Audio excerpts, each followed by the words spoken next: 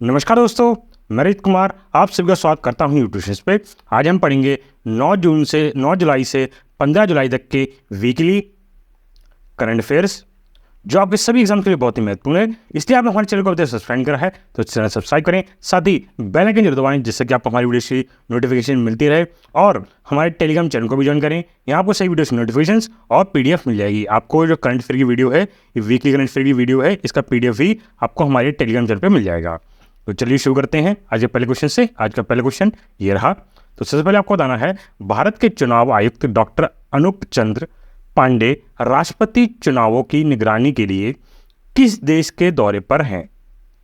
तो बताना है, जो हमारे जो इलेक्शन कमीशन है हमारे देश के, जिनका नाम है डॉक्टर अनूप चंद्र पांडे, ये किस देश के विजिट पे गए हुए हैं प्रेसिडेंटल इलेक्शंस जो होंगे उसके लिए? तो सही आंसर आपका है ऑप्शन ए, उज्बेकिस्तान। जी हाँ, ये आप देखते हैं फोटो, ये फोटो आपका है डॉक्टर अनूप चंद्र पांडे जी का। ये इस टाइम उज्बेकिस्तान में है, क्योंकि उज्बेकिस्तान में आपके प्रेसिडेंटल इलेक्शन होने वाले हैं वहाँ पे। ठीक है, तो उसके बारे में बता दें कि आपके डॉक्टर अनूप चंद्र पांडे, जो कि इस टाइम 3 मेंबर की डेलीगेशन जो है, मतलब 3 लोगों की सदस्य है टीम है, वो उज्बेकिस्तान गई है, जो कंडक्ट कराएगी क्या आपके प्रेसिडेंशियल इलेक्शंस वहाँ कंडक्ट करवाएगी। और कब? 9 जुलाई को। ठीक है, इन 9 जुलाई को आपके चुनाव हो गए हैं। ठीक है, तो इस चीज़ का रखिएगा। आपको बता दें कि राष्ट्रपति चुनाव के लिए वहाँ पे 4 कैंडिडेट खड़े हैं। ठीक है, लाइन में अपनी। भैया आपको बता दें, ये इलेक्शन है, ये मतलब पहली बार, ऐसा समझिए पहली बार हो रहे हैं इलेक्शन। क्यों? क्योंकि उज्बेकिस्तान ने अभी अपने देश में क्या है, एक नया कॉन्स्टिट्यूशन है ना, वो लागू किया है। नया कॉन्स्टिट्यूशन अडॉप्ट करने के बाद उज्बेकिस्तान का ये पहला आपका चुनाव होगा, राष्ट्रपति चुनाव होगा। आपको बता दें अप्रैल में आपका जो इसी साल अप्रैल में क्या है, वहाँ पे रेफरेंडम कराया गया था। ये रेफरेंडम मतलब क्या होता है?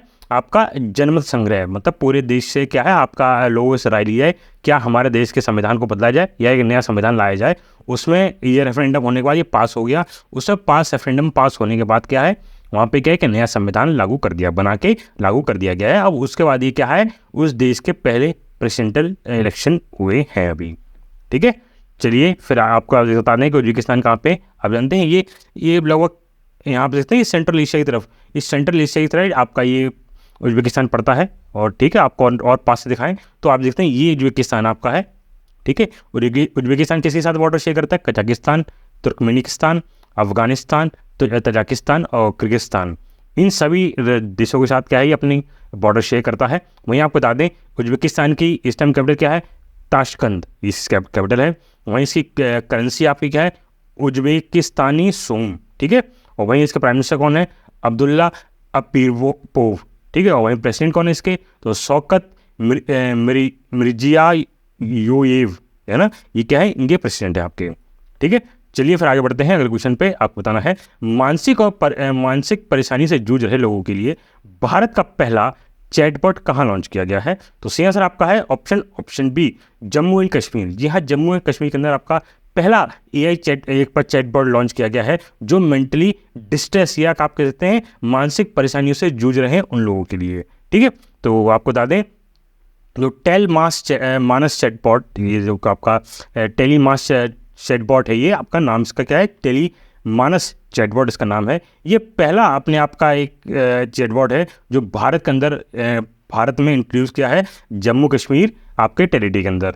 ये किसके लिए गया? ये इनहेंस मेंटल हेल्थ सपोर्ट के लिए आपका ये बहुत ज़रूरी कदम है आपका। आपको बता दें, ये प्रोजेक्ट जो है आपका अटेम्प्ट किया गया है फॉर फास्ट हेल्प के लिए, कहाँ पे, और जो लोग हैं उनकी मदद के लिए, मतलब तेज सहायता प्रदान करने के लिए ये चैट का प्रयोग किया गया है।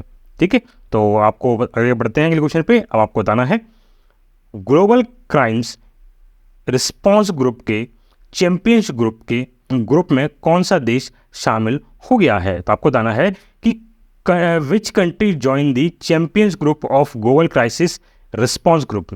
तो सही आंसर आपका है इसमें ऑप्शन सी, भारत। जी हाँ, भारत हमारा क्या है, भारत जो है ग्लोबल क्राइसिस रिस्पॉन्स ग्रुप का क्या है, मेंबर बन गया है, हाल ही में ये मेंबर बन गया है। आपको बता दें, ये जो सदस्य बना है, ये सदस्य बन गया है United nation general secretary general हैं, उनके इन्विटेशन पे, है ना।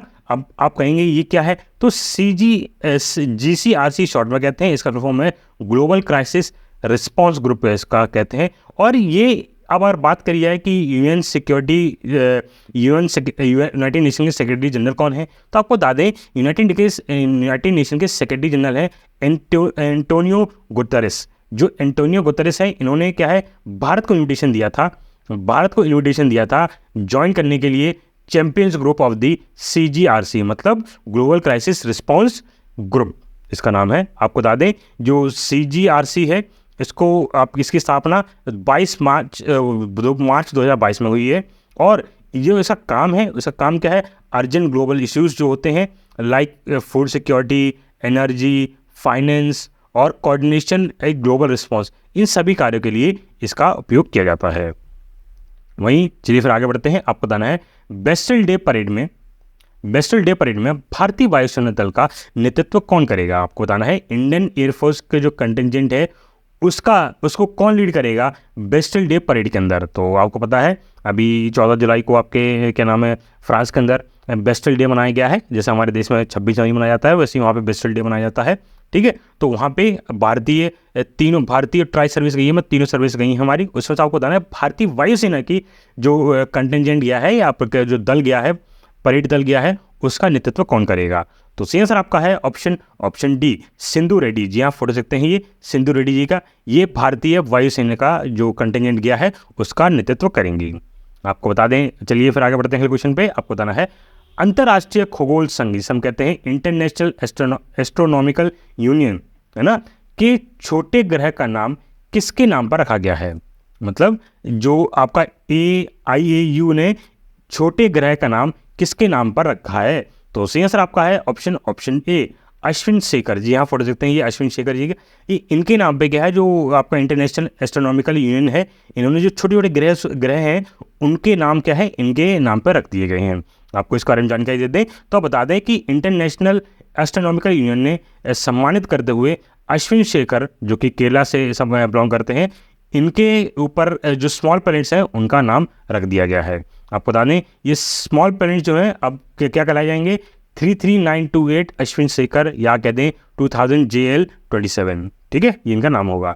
वहीं आपको बता दें इंटरनेशनल एस्ट्रोनॉमिकल यूनियन, इसे जो हम कहते हैं अंतर्राष्ट्रीय खगोलीय संघ इसको कहते हैं, इसकी स्थापना करी गई थी 26 जुलाई 1919 में। और इसका हेडक्वार्टर पेरिस फ्रांस के अंदर है। और इसका जो मतलब मोटो या एम कह दीजिए वो है, it promotes astronomical research and development, मतलब ये खगोलीय अनुसंधान और विकास को बढ़ावा देता है। ठीक है, चलिए फिर आगे बढ़ते हैं अगले क्वेश्चन पे। आपको बताना है विश्व हिंदू कांग्रेस 2023 कहाँ आयोजित की जाएगी। तो सही आंसर आपका है ऑप्शन बी, बैंकॉक। जी हाँ, बैंकॉक में आपकी आयोजित करी गई है वर्ल्ड हिंदू कांग्रेस 2022। ठीक है, आपको बता दें इसके बारे में, तो वर्ल्ड हिंदू फाउंडेशन ने अनाउंस किया है कि अपनी 3rd world Hindu Congress held करेंगे बैंकॉक के अंदर, कब, नवंबर 2023 में।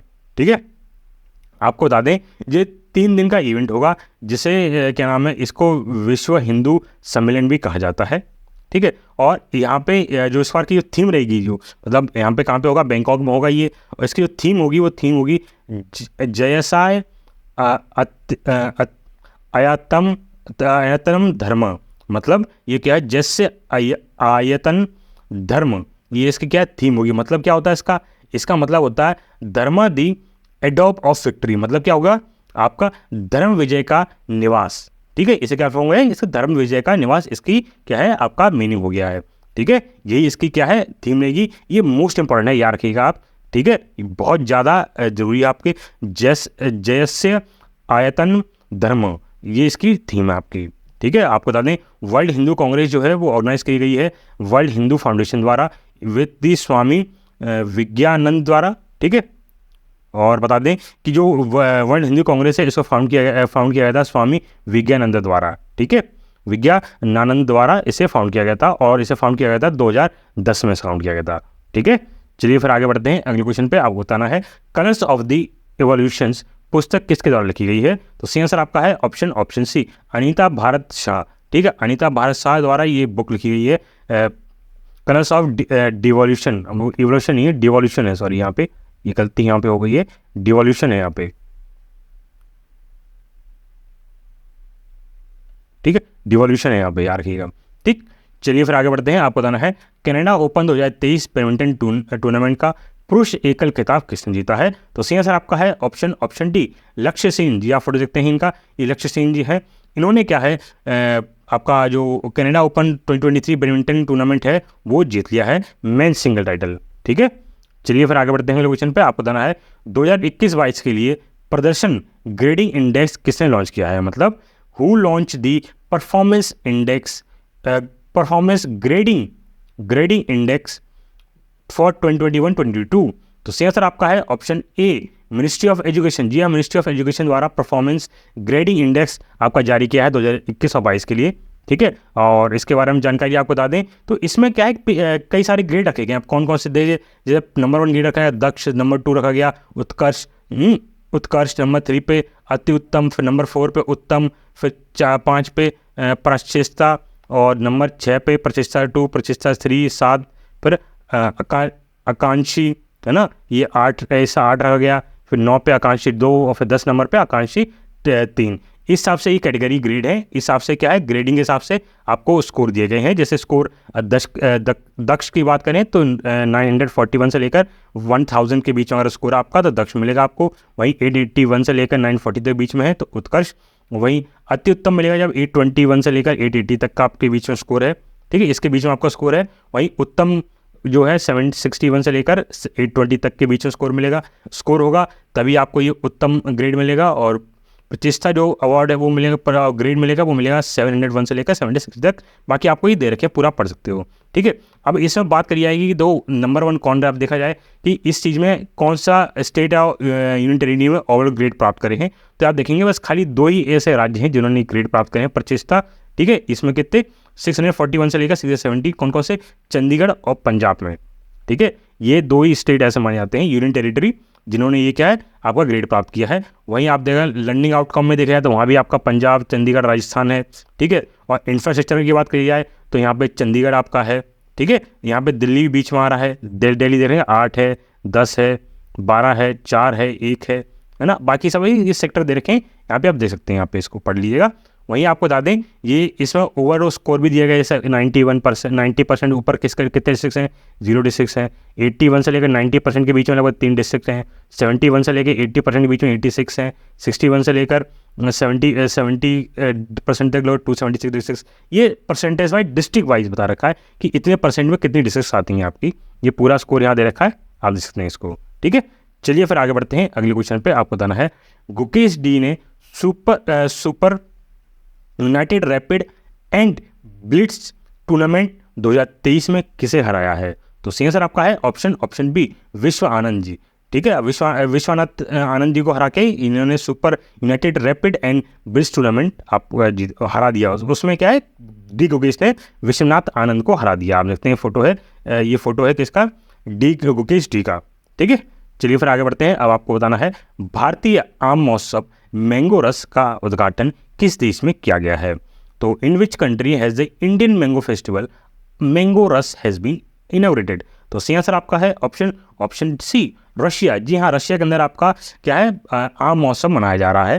ठीक है, तो हाल ही में क्या रशिया के अंदर आम महोत्सव मनाया जा रहा है। तो आपको बता दें कि मॉस्को के आप आम रस जो है फेस्टिवल, क्या आम रस फेस्टिवल कहाँ मनाया जा रहा है, कहाँ, मॉस्को में। अब मॉस्को कहाँ है, तो मॉस्को आप जानते हैं ये रशिया की कैपिटल है। क्या है, रशिया की कैपिटल है। और इसको जो उद्घाटन किया वो किया गया है हमारे minister of state Dinesh Pratap Singh और एम्बेसडर हमारे जो है वहाँ पर के कौन, पवन कपूर द्वारा।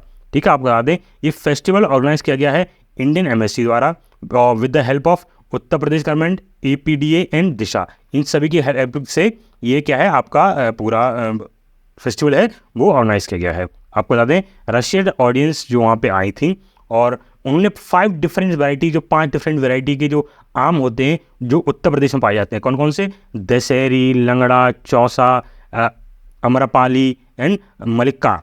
ये जो 5 आम की कैटेगरीज हैं ये।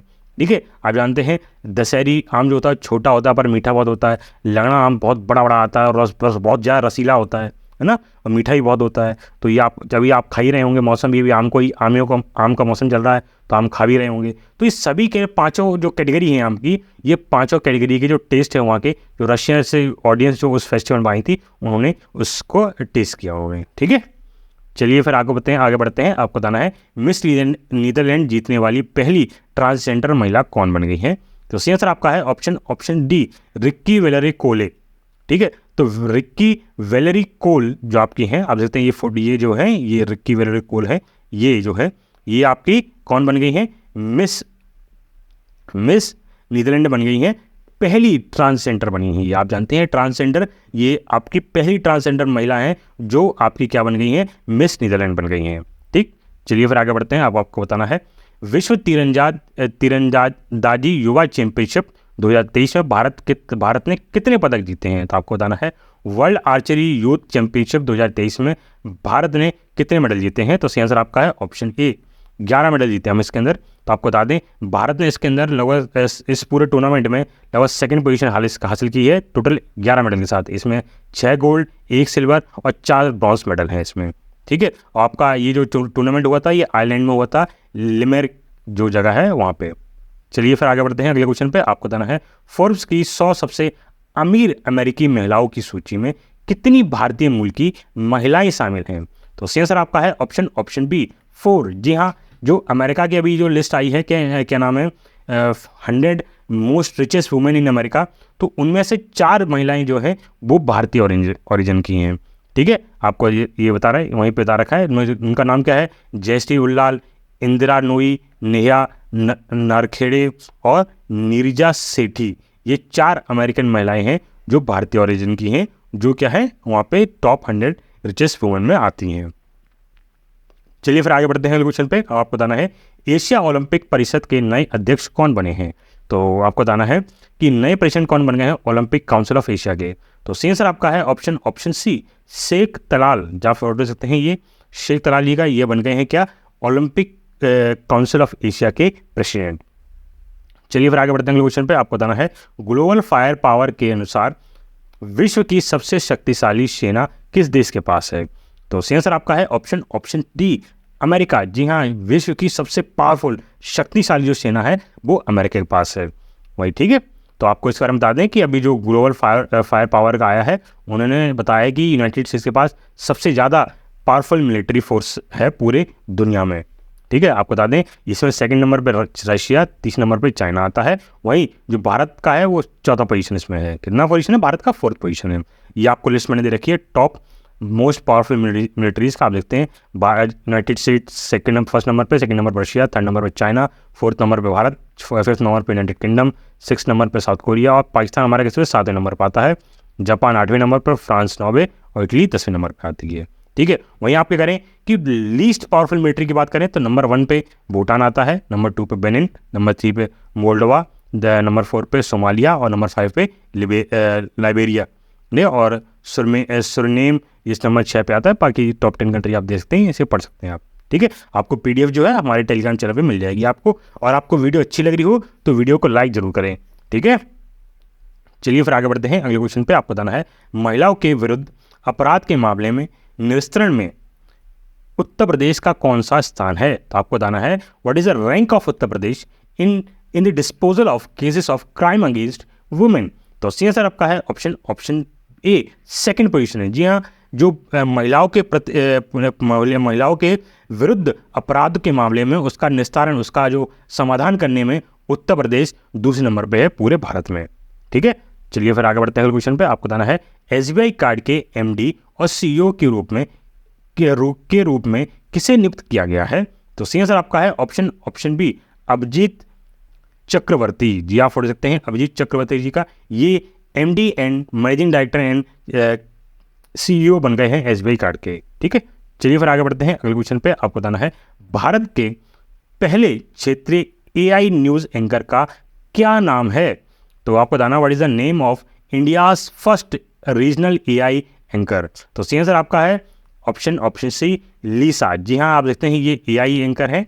ठीक है, ये इसका नाम क्या है, लीसा नाम है इसका। ठीक है, आपको बता दें कि एक माइलस्टोन हासिल करते हुए AI इंडस्ट्री ने ओडिशा टीवी चैनल है, एक न्यूज़ चैनल है, उसने लीसा नाम का एक AI लॉन्च किया है जो इंडिया का पहला रीजनल AI एंकर बन गया है। आपको बता दें लीसा का इंट्रोडक्शन एक ग्राउंड ब्रेकिंग मूवमेंट है टीवी ब्रॉडकास्टिंग इंडस्ट्रीज और इंडस्ट्री के लिए, क्योंकि ये एक तरह का नया पोटेंशियल आपको देखा है एआई के अंदर। ठीक है, चलिए फिर आगे बढ़ते हैं। आपको बताना है ऑनलाइन गेमिंग और कैसीनो लेन देन पर कितना प्रतिशत जीएसटी लगाया गया है।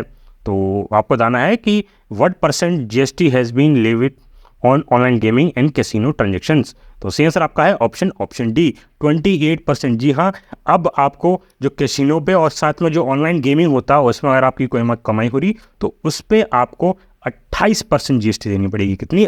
28%। 28% जीएसटी देनी पड़ेगी आपको। ठीक है, ये बहुत ज़्यादा बढ़ गई है, पहले 5% या 10% थी ऑनलाइन गेमिंग पे, अब 28% हो गई है। ठीक है, पूरा आपका ये कहते हैं कि ऑनलाइन गेमिंग पूरा हिल गया है। ठीक, चलिए फिर आगे बढ़ते हैं। आपको बताना है छठा भारत अरब साझेदारी शिखर सम्मेलन 2023 कहाँ आयोजित किया गया है। तो सही आंसर आपका है ऑप्शन ए, न्यू दिल्ली के अंदर आपका आयोजित किया गया है। आपका ये आयोजित किया गया 11 जुलाई से लेकर 12 जुलाई तक। ठीक है, न्यू दिल्ली के अंदर। तो आपको बता दें ये छठा भारत अरब इंडिया अरब पार्टनरशिप समिट 2023 हेल्ड किया गया है न्यू दिल्ली के अंदर, और ये आपका फाइनेंशियल ईयर यूएई में हुआ था, जो कि थर्ड लार्जेस्ट ट्रेडिंग पार्टनर है, और सऊदी अरेबिया जो कि हमारा 4th लार्जेस्ट ट्रेडिंग पार्टनर है। ठीक है, चलिए फिर आगे बढ़ते हैं। आपको बताना है सागर संपर्क विभेदक वैश्विक नेविगेशन उपग्रह प्रणाली किसने लॉन्च की है। तो आपको बताना है हु लॉन्च दी सागर संपर्क differential global navigation satellite system. तो सही आंसर आपका है ऑप्शन बी, सर्वानंद सोनोवाल, या फिर सकते हैं सर्वानंद सोनोवाल। इन्होंने के द्वारा क्या है सागर संपर्क आपका सैटेलाइट लॉन्च की है नेविगेशन। आपको बता दें जो डिजिटलाइजेशन की तरफ बढ़ते हुए हमारा जो मैरीटाइम डोमिनेशन हमारा जो सर्वानंद सोनोवाल जो कि हमारे यूनियन मिनिस्टर हैं of port shipping and waterways launch Sagar Sampark. इन्होंने क्या सागर संपर्क नाम का एक indigenous differential global navigation satellite system launch किया है, जिसे शॉर्ट में DGNSS कहते हैं। ठीक है, आपको बता दें जो सागर संपर्क है इसका ऑब्जेक्ट है मतलब ऑब्जेक्टिव है वो है कि improve the precisions of positioning of data by rectifying errors and inquiries found in the global navigation satellite system. मतलब GNSS के अंदर जो भी आपकी एरर्स हैं या फिर कोई भी थोड़ी बहुत दिक्कतें हैं उनको सुधार करने के लिए ये लॉन्च किया गया है। ठीक, चलिए आप देखते हैं ये सिस्टम आपको बता रखा है GNS यहाँ पे है, यहाँ पर एंटीना है ना, और ये GNS सैटेलाइट्स है हमारी, है ना। तो इसके तहत क्या है हमारी जो लोकेशन एग्जैक्ट पिन पॉइंट हमें लोकेशन मिले, इसके लिए सैटेलाइट सिस्टम लॉन्च किया गया आपका। ठीक है, चलिए फिर आगे बढ़ते हैं। आपको बताना है मोबाइल दोस्त ऐप कहाँ लॉन्च किया गया है। तो सही आंसर आपका है option C, Jammu and Kashmir. जी हाँ, जम्मू एंड कश्मीर के अंदर आपका जो मोबाइल दोस्त ऐप लॉन्च किया गया है। ठीक है, चलिए फिर आगे बढ़ते हैं। हाल ही में सुप्रीम कोर्ट में कितने नए न्यायाधीशों की नियुक्ति की गई है। तो हाउ मेनी न्यू जजेस has been appointed to the Supreme Court recently. तो सही आंसर आपका है ऑप्शन डी 2। जी हाँ, 2 जज अपॉइंट किए गए। कौन? जस्टिस उज्जवल बोयान और जस्टिस SV भाटी। ये दो नए जज अपॉइंट किए गए हैं सुप्रीम कोर्ट के अंदर। ठीक है, चलिए फिर आगे बढ़ते हैं। आपको बताना है पारंपरिक औषधियों पर आसियान देशों के सम्मेलन की मेजबानी कौन करेगा। तो सही आंसर आपका है ऑप्शन ए, भारत। जी हाँ, भारत आसियान कंट्रीज की जो कॉन्फ्रेंस होगी ऑन ट्रेडिशनल मेडिसिन इसकी मेजबानी करेगा आपका। ठीक है, आपको बता दें इंडिया सर्व करेगा the host of ASEAN countries conference on traditional medicine July 2023। तो 20 जुलाई को आपका ये होगा आपका कहाँ पे? विज्ञान भवन न्यू दिल्ली के अंदर। ठीक है, इसमें टोटल 75 पार्टिसिपेंट्स आएंगे। ठीक है, और ये 1 डे की कॉन्फ्रेंस होगी, मतलब एक दिवसीय कॉन्फ्रेंस होगी, एक ही दिन आपकी कॉन्फ्रेंस होगी आपकी। ठीक है, और इसमें लगभग इंटरनेशनल डेलीगेट्स आएंगे लगभग 8 एशियन कंट्री से। ठीक है, कितने? 8 एशियन कंट्री से आएंगे, और 2 इंटरनेशनल डेलीगेट्स आएंगे वो जो आपके पार्टिसिपेट करेंगे वर्चुअली, मतलब ऑनलाइन पार्टिसिपेट करेंगे वो, है ना। मतलब जो कॉन्फ्रेंस होगी उसका जो मेन पर्पस है वो ब्रेनस्टॉर्मिंग सेशंस होंगे and idea for sharing top traditional medicine, मतलब ट्रेडिशनल मेडिसिन है उनको क्या बढ़ावा देने के लिए। ठीक है, चलिए फिर आपको आगे बढ़ना है। आपको बताना है चंद्रयान 3 किसके द्वारा लॉन्च किया गया है। तो आपको पता है हाल ही में चंद्रयान 3 लॉन्च किया गया है। तो सही आंसर आपका है इस ऑप्शन बी, इसरो द्वारा। जी हाँ, भारत के द्वारा ये आपका चंद्रयान 3 लॉन्च किया गया है। आप जानते हैं इससे पहले भारत ने पिछले साल आपका चंद्रयान 2 लॉन्च किया था, जिसमें क्या है हमारा जो रोवर और लैंडर था वो सही तरह से नहीं पहुंच पाया था।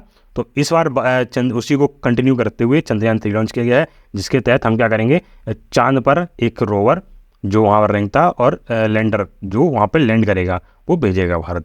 ठीक है, चलिए फिर आगे बढ़ते हैं। आपको अगला क्वेश्चन बताना है कि पीएम मोदी को किस देश द्वारा Grand Cross of the Legion of Honour से सम्मानित किया गया है? तो सही आंसर आपका है ऑप्शन सी, फ्रांस ने ये सम्मान दिया है, Grand Cross of the Legion of Honour से सम्मानित किया गया है। ये फ्रांस का हाईएस्ट सिविलियन ऑर्डर है आपका। ठीक है, आप देखते हैं फोटोज में है एमैनुएल मैक्रोन और मोदी जी का। ठीक, चलिए फिर आगे बढ़ते हैं। किस राज्य ने सोनभद्र में 2 थर्मल पावर परियोजनाओं की मंजूरी दी गई है?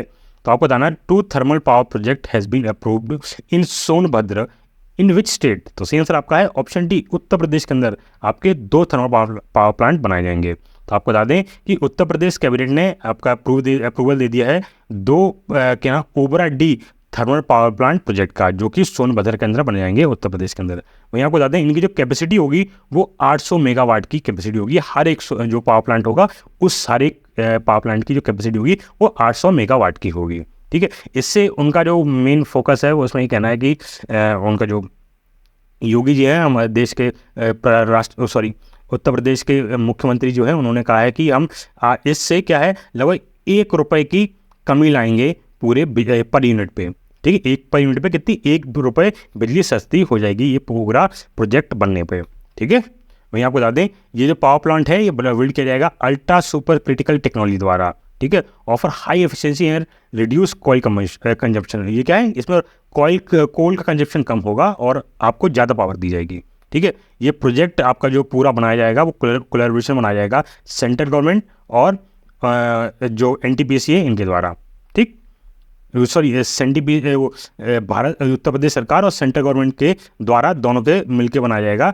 जो सेंट्रल गवर्नमेंट की जो एनटीपीसी है ना, तो इनके द्वारा बनाया जाएगा पूरा प्रोजेक्ट। ठीक, चलिए फिर आगे बढ़ते हैं अगले क्वेश्चन पे। आपको बताना है किस राज्य ने कोई भाषा को भारतीय संविधान की 8वीं अनुसूची में शामिल करने की सिफारिश की है?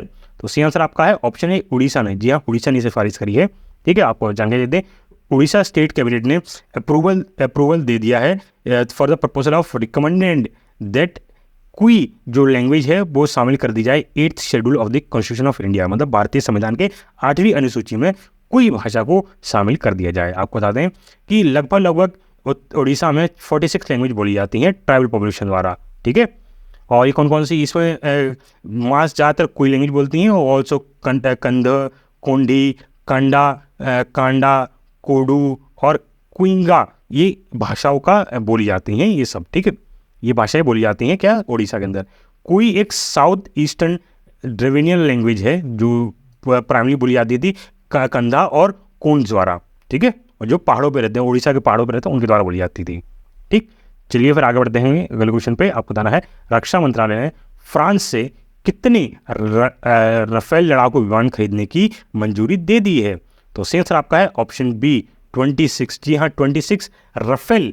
अब रखा जाती है राफेल नहीं, राफेल एम फाइटर जेट होंगे। क्यों? क्योंकि ये भारतीय नेवी के लिए खरीदे जा रहे हैं।